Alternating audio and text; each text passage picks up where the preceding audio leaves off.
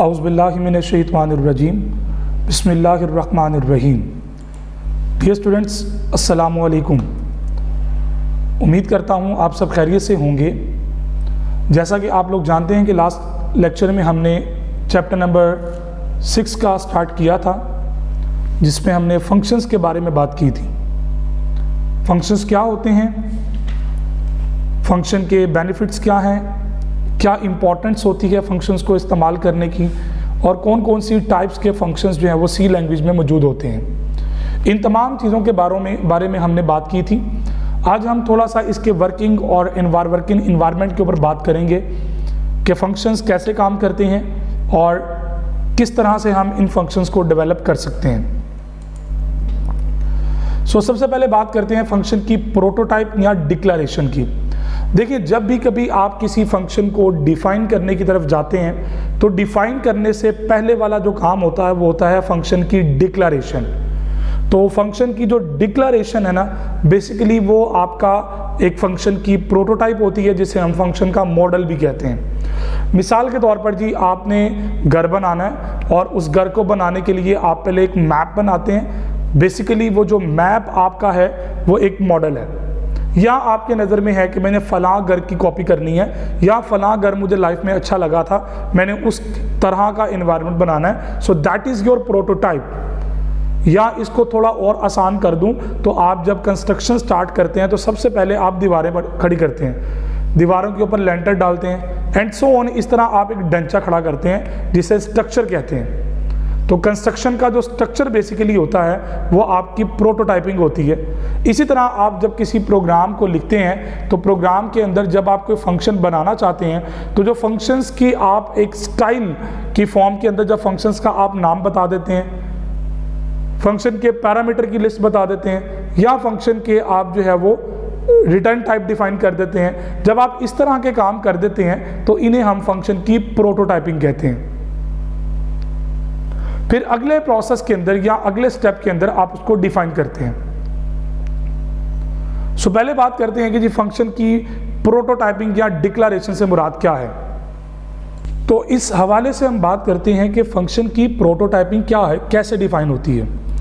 सबसे पहले आपको बताता चलूं कि प्रोटोटाइप का जो मतलब है वो सैंपल या मॉडल होता है। आप जब भी कभी कोई चीज़ डिज़ाइन करते हैं तो हमेशा पहले उसका मॉडल डिज़ाइन होता है, उसका एक सैंपल बनाया जाता है, दैट इज़ योर प्रोटोटाइप। तो हमेशा किसी भी टास्क को, किसी भी काम को अचीव करने के लिए, कोई भी काम जब आप करते हैं तो उसकी पहले प्रोटोटाइपिंग डिफाइन की जाती है। सिमिलरली जब आप सी लैंग्वेज के अंदर प्रोग्राम्स लिखते हैं या आप फंक्शंस बनाते हैं तो फंक्शंस की पहले प्रोटोटाइपिंग लिखते हैं आप।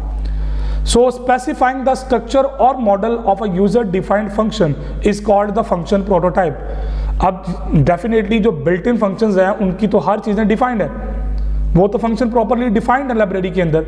अब डेफिनेटली जब आप स्पेसिफाई करेंगे अपने किसी स्ट्रक्चर को या मॉडल को जो कि यूजर डिफाइंड फंक्शन है, मिसाल के तौर पर जी आप अपने प्रोग्राम के अंदर कोई ऐसा मेथड खुद डिफाइन करना चाहते हैं, खुद बनाना चाहते हैं, तो उस मॉडल का या उस मेथड की जो मॉडलिंग आप करते हैं या उसकी जो आप डिफाइनिंग करते हैं, डेफिनेशंस की तरफ से पहले डिक्लेरेशन जो उसकी करते हैं, उसे हम कहते हैं दैट इज फंक्शन प्रोटोटाइप। तो उसे बेसिकली फंक्शन की प्रोटोटाइप कहा जाता है। The function prototype is also known as a function declaration। इसी प्रोटोटाइप को फंक्शन की डिक्लेरेशन भी कहा जाता है। अब फंक्शन डिक्लेरेशन से मुराद क्या है? फंक्शन को डिक्लेयर करना, बताना कि जनाब हमने ये वाला फंक्शन यूज करना है। हाँ, एक प्रोसेस होता है जिसके अंदर हम उसकी डेफिनेशन लिखते हैं। हम यहाँ पे उसकी डेफिनेशन नहीं लिखेंगे, हम यहाँ पे क्या कर रहे हैं, उसकी प्रोटोटाइप डिफाइन कर रहे हैं। So like variables, functions should be declared before they are defined। अब जिस तरह आपके वेरिएबल्स में ये प्रॉपर्टी होती है कि जनाब उनको आप डिफाइन पहले करते हैं, डिफाइन करने से पहले आप उनको डिक्लेयर करते हैं, बिल्कुल इसी तरह आपने सी लैंग्वेज के अंदर भी जब कोई फंक्शन बनाना है तो फंक्शन को पहले आप डिक्लेयर करेंगे, फिर आप उसको इस्तेमाल करेंगे। बगैर डिक्लेयर किया आप उसको इस्तेमाल नहीं कर सकते। So the function declaration statement is used to declare a user defined function। Function की जो डिक्लेरेशन स्टेटमेंट होती है आप उसका इस्तेमाल करते हैं इसको डिफाइन करने के लिए। So this statement only provides the information to the compiler about the user defined function। ये सिर्फ यूजर की स्टेटमेंट को लेके कंपाइलर को सिर्फ ये बताता है कि जनाब ये यूजर डिफाइंड फंक्शन है, दैट्स इट। उस फंक्शन ने करना क्या है, ये फंक्शन की बॉडी ने डिफाइन करना है। ये फंक्शन के अंदर जो मौजूद बॉडी है ये उसने डिफाइन करना है कि इसने फंक्शन ने क्या परफॉर्म करना है। So it provide the following information to the compiler, the name of function, के फंक्शन का नाम क्या रखा यूजर ने, the data type returned by the function, function आपको किस किस्म का डाटा रिटर्न करेगा, the number and types of parameter used in the function, कि आपके फंक्शन में इनपुट के पैरामीटर्स क्या क्या होंगे। पैरामीटर्स कहते हैं इनपुट को, आप फंक्शन को क्या इनपुट दोगे। भाई देखो ना, आपने लॉग निकालना किसी नंबर का, तो नंबर दोगे तो उसका लॉग निकलेगा ना, तो वो नंबर उसकी इनपुट है। लॉग ऑफ एक्स, एक्स हमारी इनपुट है। बिल्कुल इसी तरह आपके फंक्शन की भी कोई इनपुट होगी कि क्या आपका फंक्शन इनपुट ले रहा है। अब चार तरह की डिफरेंट कैटेगरीज हम यहाँ पे सेट कर सकते हैं logically.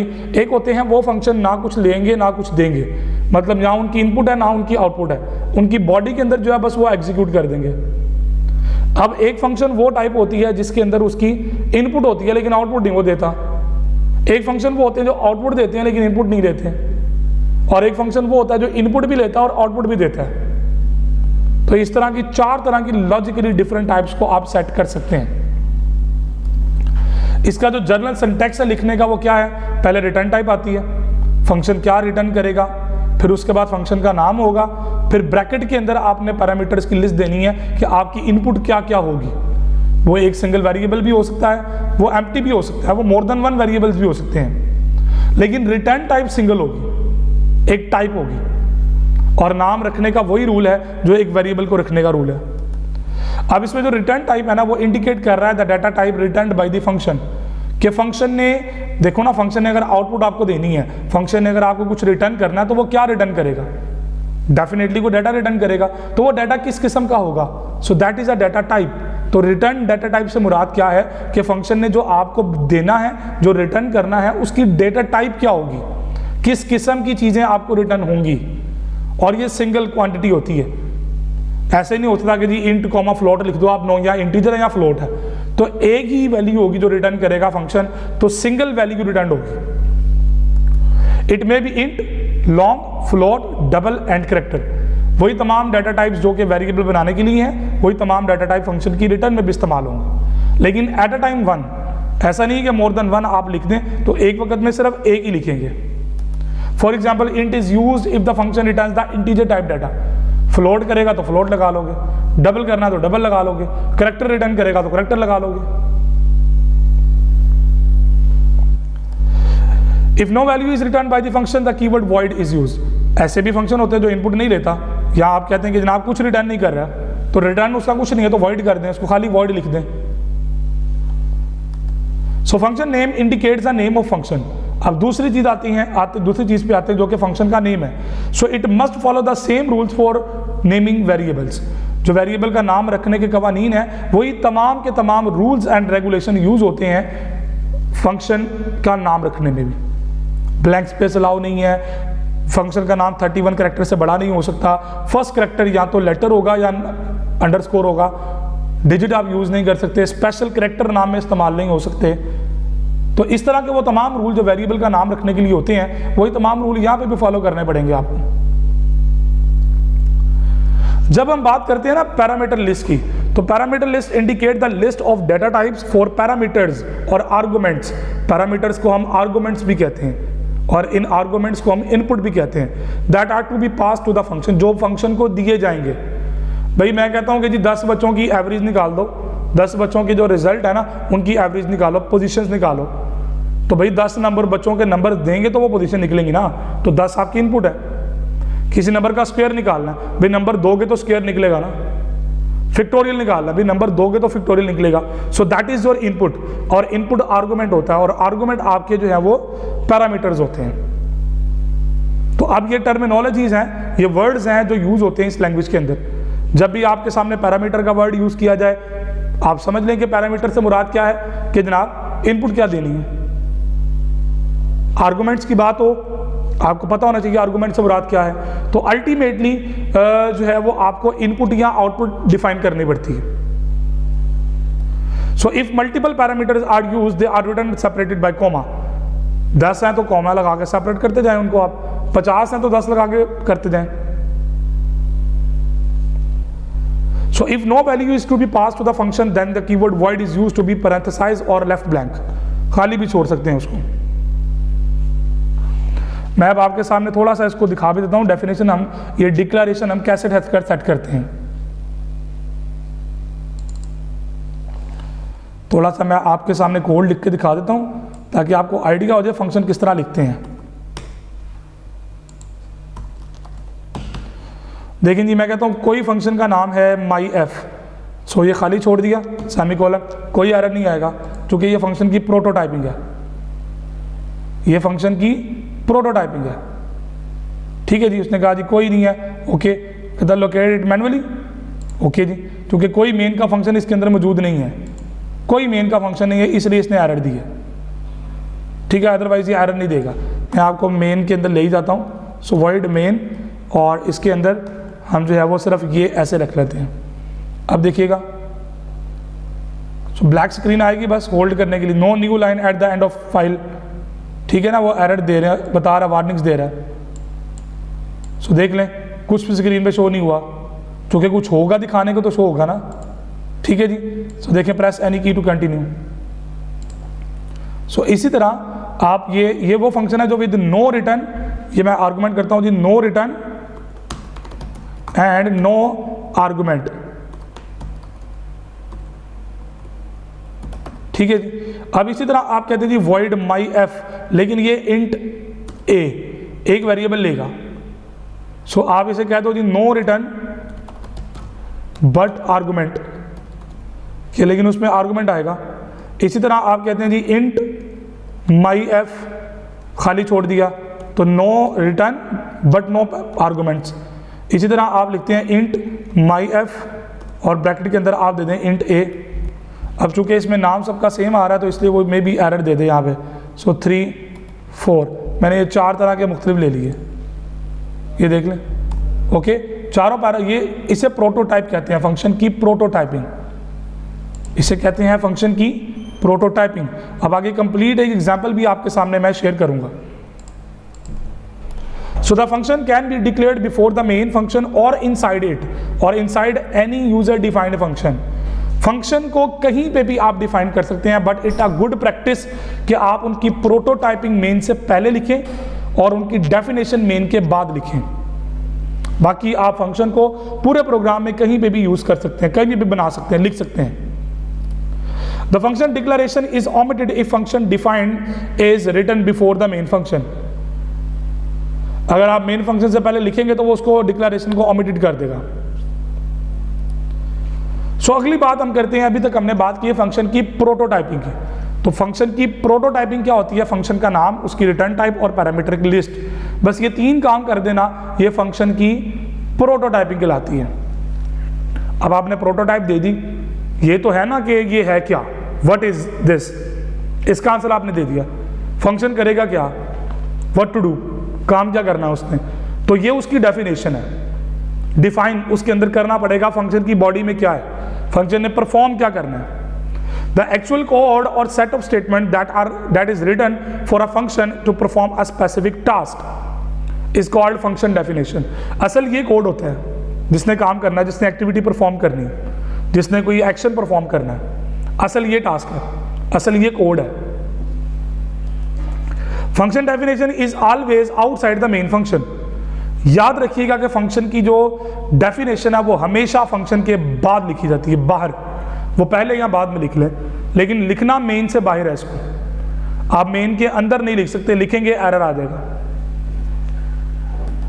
It can be written before और आफ्टर द मेन फंक्शन, या तो मेन से पहले या मेन के बाद। और एक प्रोफेशनल वे जो गुड प्रोग्रामिंग स्किल है वो क्या है, हम प्रोटोटाइप मेन से पहले लिखते हैं और डेफिनेशन मेन के बाद लिखते हैं। So if function definition is written before the main function, the function declaration is omitted. So the function definition can also be written in a separate file. आप ये तमाम चीजें एक अलग फाइल में भी कर सकते हैं, और जब अलग फाइल में लेके जाएंगे, so if function definition is stored in a separate file then it is included in the program using the hash include pre processor directive. फिर आपको हैश इंक्लूड का इस्तेमाल करते हुए अपनी फाइल को अपने प्रोग्राम के साथ शामिल करना पड़ेगा।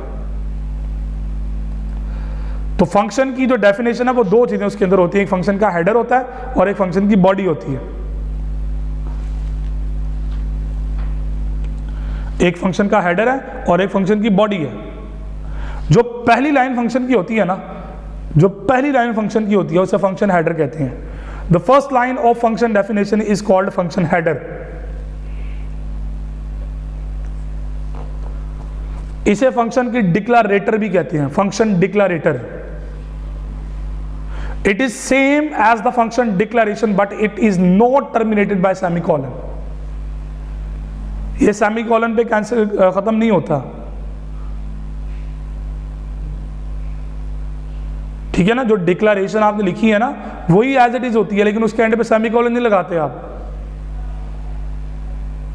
जैसे मैं आपको दिखाता हूं, आपने एक फंक्शन बनाया void स्टार के नाम से void, ठीक है जी। अब यहां पे आपने किया डिक्लेयर, आगे चल के आपने कहा जी void मेन फंक्शन बना लिया और यहां पे आपने इसको स्टार को यूज करना है, ठीक है जी। और यहां पे आके अब आपने फंक्शन की करनी है डेफिनेशन। आप डिफाइन नहीं करेंगे तो वो यहां पे एरर दे देगा, भी आप इसको क्या कर रहे हैं, अनडिफाइंड रेफरेंस है, इसको डिफाइन ही कहीं भी नहीं किया आपने। सो अब आपने डिफाइन करना है void स्टार, यहां पे फिर आ गया void। अब ये जो काम आपने लिखा, अब यहां सेमीकोलन नहीं लगाया क्योंकि अब हम उसकी डेफिनेशन लिखने लगे हैं, that is called function header. So देखें प्रिंट एफ डन। सो मैंने ये लिखा, सिर्फ स्क्रीन पे ये प्रिंट हो जाएगा डन। देखिए फंक्शन का हाल हो गया यहाँ पे।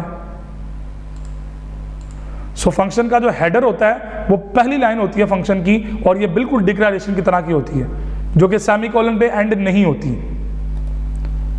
दूसरी चीज फंक्शन की डेफिनेशन में होती है फंक्शन की बॉडी।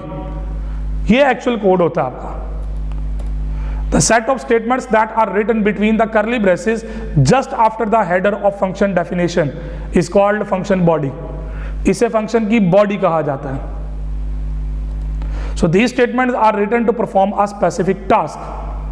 अब फंक्शन बनाने का मकसद की फंक्शन की डेफिनेशन का कोई स्पेसिफिक टास्क होता है। देखें ना यहाँ पे ये जो प्रिंट एफ की स्टेटमेंट है ये फंक्शन की बॉडी है, ये उसका हेडर था, ये उसकी बॉडी है, ये पूरा फंक्शन की डेफिनेशन है। और ये जो स्टेटमेंट है ये फंक्शन की प्रोटोटाइपिंग है और इसे फंक्शन कॉलिंग कहते हैं। फंक्शन कॉल करना, इस्तेमाल करना, उसको यूटिलाइज करना। The difference between the function definition and function declaration, इन दोनों में फर्क क्या होता है? जो फंक्शन की डेफिनेशन होती है ना, it is a set of statements that is written to perform a particular task. तो definition actually statements of set of statement होती हैं, लेकिन जो डिक्लेरेशन होता है ना, it is a single statement that specifies the name of function, its parameter along with their data types and their return data type of function। तो ये तीन चीजें डिफाइंड करने का नाम डिक्लेरेशन है। उसके अंदर उसकी बॉडी को डिफाइन करना, उसकी स्टेटमेंट लेके आना, that is called function definition.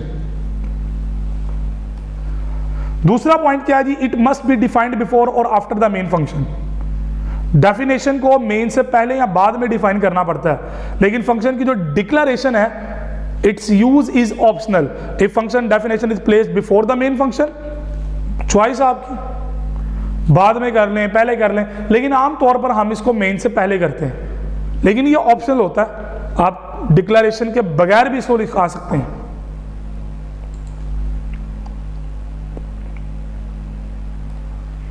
It can not be written inside the main function.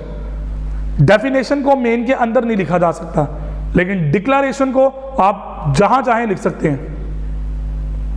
It can be written within the main function. अपने फंक्शन में जहां पे आपने कॉल करवाना है आप करवा सकते हैं। मैं आपके सामने थोड़ा बहुत इसको चला के दिखाता हूं, दो तीन चीजें। जैसे मैं यहां पे ये स्टेटमेंट नहीं लिखता तो प्रोटोटाइप ना लिखने का नुकसान क्या होगा? एरर। वो कहेगा जनाबे वाला कि आपने फंक्शन की कॉल को यूज कर लिया, कन्फ्लिक्ट कर रहा है टाइप ऑफ स्टार, कि जनाबे वाला आपने कहीं पे भी इसको डिक्लेयर नहीं किया,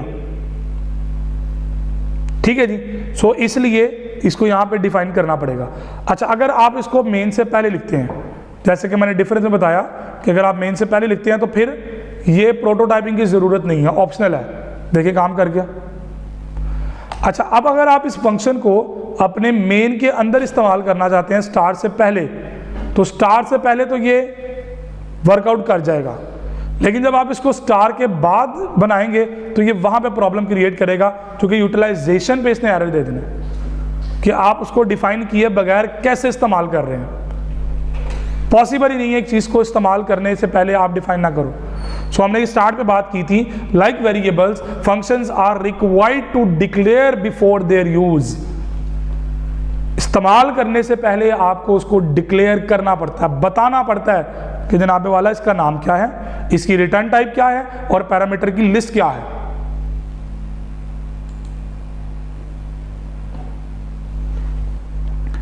जो प्रोफेशनल वे है वो यही है कि आप मेन से पहले इसकी प्रोटोटाइपिंग लिखो और मेन के बाद आप इसको डिफाइन करो। सो अब आपका फंक्शन प्रॉपर्ली वर्कआउट करेगा। इसी तरह मैं आपको एक इनपुट वाला दिखा देता हूं। सो मैं यहां पे लेता हूं इंट x और यहां पे मैं प्रिंट एफ के अंदर इसको %d और यहां पे मैं कॉमे के बाद x डिफाइन कर देता हूं और यहां पे भी मैं इसको x पास कर देता हूं और यहां पे इसको कर देते हैं जी इंट x, ठीक है जी, वो x पास कर देते हैं इसको और यहां पे मैं कर लेता हूं इंट y और मैं स्टार ऑफ y यहाँ पे मैं पास कर देता हूँ। तो ये फंक्शन बन गया जो वैल्यू को डिस्प्ले करेगा, जो भी आप एंटर करेंगे। तो आपने कुछ एंटर ही नहीं किया, गार्बेज वैल्यू थी, प्रिंट हो गई। अब यहाँ पे आप इसको 98 दे रहे हैं, अब ये 98 प्रिंट करेगा, तो जो आपकी वैल्यू है उसको प्रिंट करेगा। ये है function without return but input, ये पैरामीटर है इसके, ये इसका पैरामीटर है जो यहाँ पे यूज होगा। अब इसी तरह आप अपने डिफरेंट फंक्शंस को यूटिलाइज कर सकते हैं।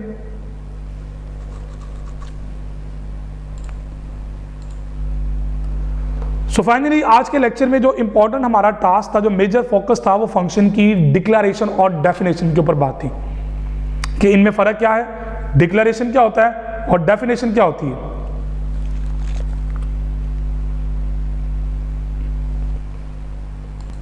फंक्शन डिक्लेयर करना किसे कहते हैं, कौन कौन सी ऐसी चीजें हैं जो फंक्शन डिक्लेरेशन में शामिल होती हैं, वो हमने बात की थी कि प्रोटोटाइपिंग भी है या डिक्लेरेशन है। फंक्शन का नाम, उसकी रिटर्न टाइप और उसके पैरामीटर की लिस्ट, ये तीन चीजें बता देने का नाम फंक्शन की डिक्लेरेशन या फंक्शन प्रोटोटाइपिंग कहलाती है। फंक्शन की डेफिनेशन क्या है कि आप उसको हेडर और बॉडी डिफाइन करो। बॉडी, फंक्शन ने एक्चुअली परफॉर्म क्या करना है।